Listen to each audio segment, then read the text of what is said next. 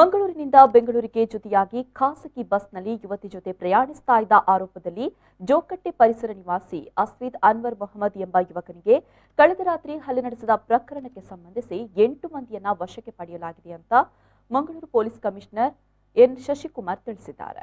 ಈ ಕುರಿತು ಮಂಗಳೂರಿನ ಕಮಿಷನರ್ ಕಚೇರಿಯಲ್ಲಿ ನಡೆದ ಸುದ್ದಿಗೋಷ್ಠಿಯಲ್ಲಿ ಮಾತನಾಡಿದ ಅವರು, ಯುವಕನಿಗೆ ಹಲ್ಲೆ ವೇಳೆ ಹರಿತವಾದ ಆಯುಧ ಕೂಡ ಬಳಸಲಾಗಿದೆ. ಗಾಯಾಳು ಯುವಕ ಆಸ್ಪತ್ರೆಯಲ್ಲಿ ಚಿಕಿತ್ಸೆ ಪಡಿತಾ ಇದ್ದಾನೆ.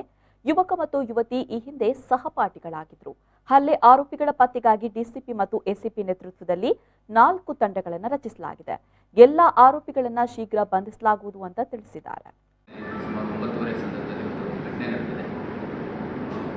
ಎರಡು ಬೇರೆ ಧರ್ಮಕ್ಕೆ ಸೇರಿದಂತಹ ಕ್ಲಾಸ್ಮೇಟ್ಸ್ ಮಂಗಳೂರು ನಗರದಿಂದ ಬೆಂಗಳೂರಿಗೆ ಒಂದು ಖಾಸಗಿ ಬಸ್ಸಲ್ಲಿ ಪ್ರಯಾಣ ಮಾಡುವ ಸಂದರ್ಭದಲ್ಲಿ ಆ ಬಸ್ಸಿಗೆ ಅಡ್ಡ ಹಾಕಿಬಿಟ್ಟು ಯುವತಿ ಯಾರಿದ್ರು ಆ ಯುವತಿ ನಮಗೆ ಪರಿಚಯಸ್ಥರು ಅಂತಂದು ಅವ್ರನ್ನ ಕೆಳಗಡೆ ಇಳಿಸ್ಕೊಂಡು ಅವ್ರ ಜೊತೆ ಇದ್ದಂಥ ಒಬ್ಬ ಯುವಕನ ಅನ್ಯಧರ್ಮೀಯ ಯುವಕನ ಕೆಳಗಡೆ ಇಳಿಸ್ಕೊಂಡ ನಂತರ ಅವನಿಗೆ ಸ್ವಲ್ಪ ಹಲ್ಲೆ ಮಾಡಿರುವಂಥ ಪ್ರಕರಣ ದಾಖಲಾಗಿದೆ. ಆ ನಿಟ್ಟಿನಲ್ಲಿ ನಾವು ಕಂಕನಾಡಿ ಪೊಲೀಸ್ ಠಾಣೆಯಲ್ಲಿ ಒಂದು 307 ಕೊಲೆ ಪ್ರಯತ್ನದ ಪ್ರಕರಣ ಮತ್ತು ಇತರೆ ಕಲಂಗಳನ್ನು ಒಳಗೊಂಡಂತೆ ಒಂದು ಪ್ರಕರಣವನ್ನು ದಾಖಲು ಮಾಡಿಕೊಂಡಿದ್ದೀವಿ. ಮತ್ತು ನಮ್ಮ DCP law and order Hariram Shankar ಮತ್ತು ನಮ್ಮ ಎಸಿಪಿ ರಂಜಿತ್ ಅವರ ನೇತೃತ್ವದಲ್ಲಿ 3-4 ತಂಡಗಳನ್ನು ಮಾಡಿದ್ದೀವಿ. ಆರೋಪಿಗಳನ್ನ ಯಾರು ಅಂತ ಐಡೆಂಟಿಫೈ ಮಾಡಾಗಿದೆ. ಆರೋಪಿಗಳನ್ನ ಆದಷ್ಟು ಬೇಗ ಪತ್ತೆ ಮಾಡಿ ಕೈಗೊಂಡಿದ್ದೀವಿ.